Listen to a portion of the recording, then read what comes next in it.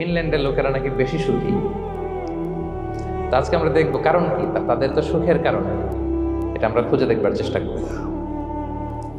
ফিনল্যান্ডে একটা ইউনিভার্সিটি আছে, university of হেলসিঙ্কির একজন রিসার্চার জেনিফার ডি পাওলা, সে দুইটা কারণ উল্লেখ করেছে বেসিকলি, যে বারবার ফিনল্যান্ডের নাম উঠে আসছে কেন, কেন তারা সুখী। তো প্রথম যে কারণটি সে আইডেন্টিফাই করেছে সেটা হচ্ছে তাদের হেলদি লাইফস্টাইল।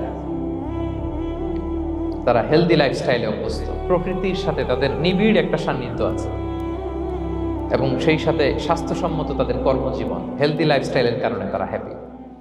তা আমি খুঁজে দেখলাম যে এখন ফিনল্যান্ডের লোকেরা হেলদি লাইফস্টাইলের কথা বলে, যেটা বিষ্ণু ইসলাম ১৫০০ বছর আগেই আমাদেরকে জানিয়ে গিয়েছে, ঠিক কিনা বলেন?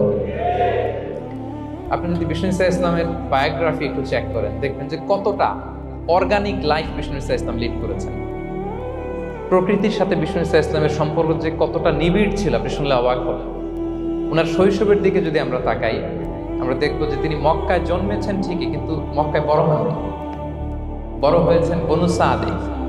জানেন আপনারা, হালিমাতু সাদিয়া দুধ পান করানোর জন্য মক্কা থেকে বিষ্ণু ইসলামকে সেই তায়েফ পেরিয়ে আরো ৭০-৮০ কিলো দূরে বনু সাদ, যেখানে ধুধু মরু প্রান্ত, সুবিশাল আকাশ, বিস্তীর্ণ জমিন, বড় বড় পাহাড়, এরকম একটা মরুপল্লীতে বিষ্ণু ইসলামের শৈশব কেটেছে।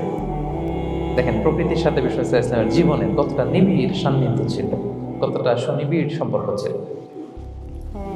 এরপর সেখান থেকে যখন চলে আসলেন, he started his career as a shepherd, রাখাল হিসেবে ক্যারিয়ার শুরু করলেন। পাহাড়ি উপত্যকা মাড়িয়ে তিনি ছাগল চড়াতেন, মেষ চড়াতেন। পৃথিবীর সব নবীরা ছাগল চড়িয়েছেন।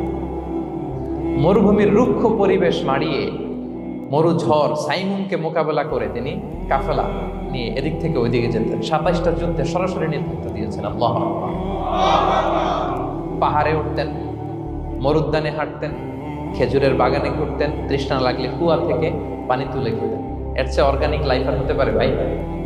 আওয়াজ করে বলেন, হতে পারে?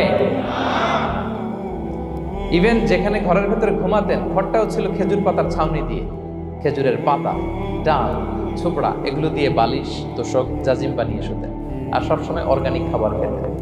সুবহানাল্লাহ। তাহলে ফিনল্যান্ডের লোকেরা সবচেয়ে বেশি সুখী তাদের হেলদি লাইফস্টাইলের কারণে, প্রকৃতির সাথে নিবিড় সম্পর্ক।